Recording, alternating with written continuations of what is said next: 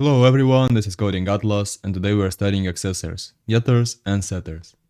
So what we have here, firstly, we already have a class here called human. This is a class representing a human. And we have two fields, name and age, a string and an integer.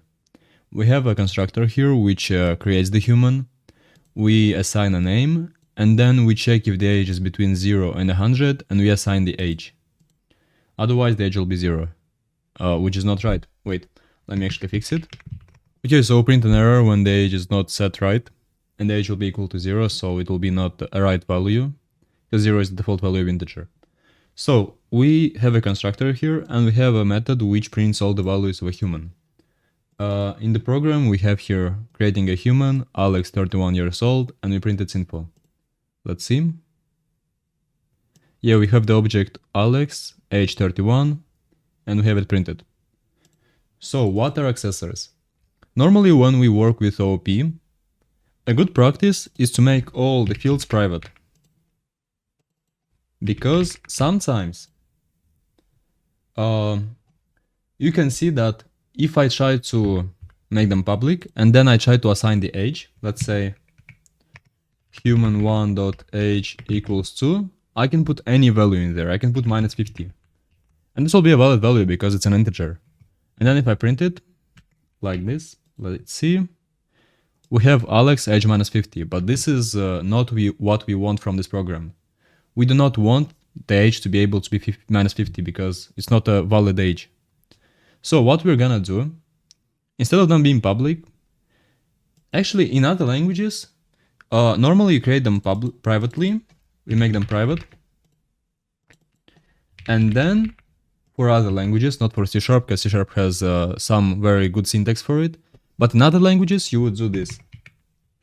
So if you had another programming language, let's say C++, we would do it like this. We would create private string name and private int age, and then we would create the methods, which are called getters and setters, to get the values and to set the values. So here we have getName, we return the name, setName, we have a parameter name and we change the name, then setAge, where we have the whole condition thing. So if it's less than 0 or if it's 0, we are going to print this instead.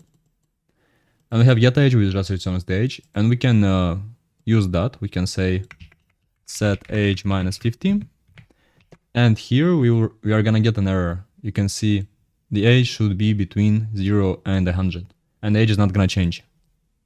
So that works, but in C# there is an easier way to do this without all this code. Those are called accessors. So let's create public string, and everything which is public, normally in C# as a convention, naming convention, should be called with a capital letter as the first one. So everything private has a lower case, everything which is private has a lowercase letter in the start, everything which is public has a uppercase letter. So we're gonna call it name and age with uppercase letter as first one. And then we open these braces. Then here we write get set. And then we don't need a semicolon in the end of the line. So we have this one. And here we say we need the default get and the default set. So this variable, this field here, will have both functionality of getting it and setting it, and it will be the default one. But for age, we are gonna do something different.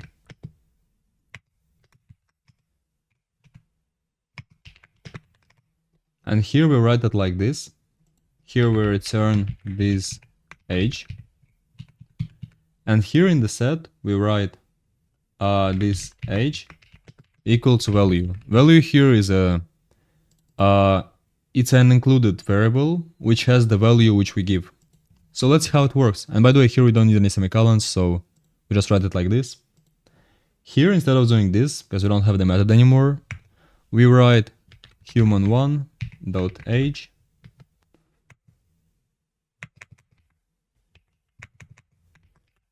.age equals to -50. Oh, I almost forgot. We also need to change this here to public, so we can access them outside of the class. So now if we write this, this will not work. If we run it, Let's see. 1 minute. Okay, I forgot about changing this too, because we had all the names in lowercase. Let's do it like this. So if you write like this, okay, so I had some problems. Actually, when we write it like this, here we want to change it a bit. We want to create a field of private type, private int age, and let's replace all of it with age. Here this age. Okay, so here this is an accessor, it's not the actual variable. So what we do, we return the variable, the actual variable which stores it, and here we write it like this age equals to value. So this is the thing which we use to access this variable, the age. Here the value is stored, this is the accessor. So if we take this thing, because we use the default getters and setters, we don't need to create any more field with the actual value stored. But here we have private int age, where we store the value, and this is the accessor. So if we try to run it right now, yeah, we can change it. If I write -30, we get it -30. Why? Why do we?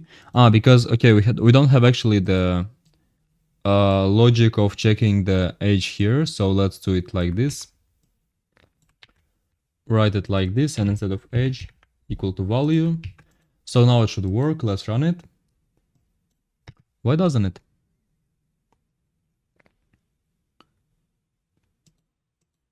I'm using the setter here.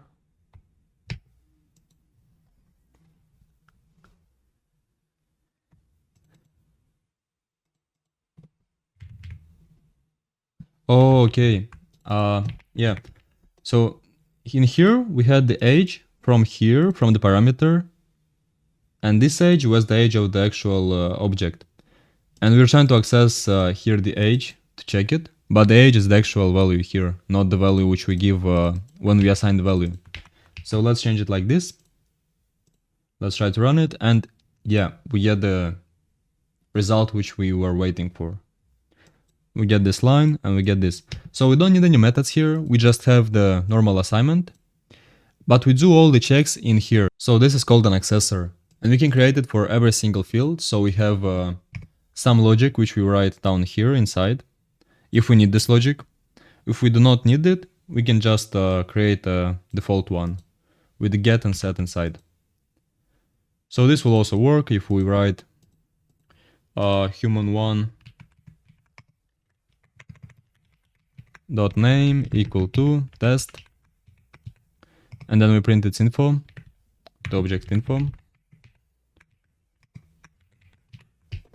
We will get test, which is 31 years old, and it's 31 because the value which we set here is not a valid one, so we don't change it. Okay, so that was all for today. If you liked the video, please leave a like and subscribe to the channel. See you in the next one.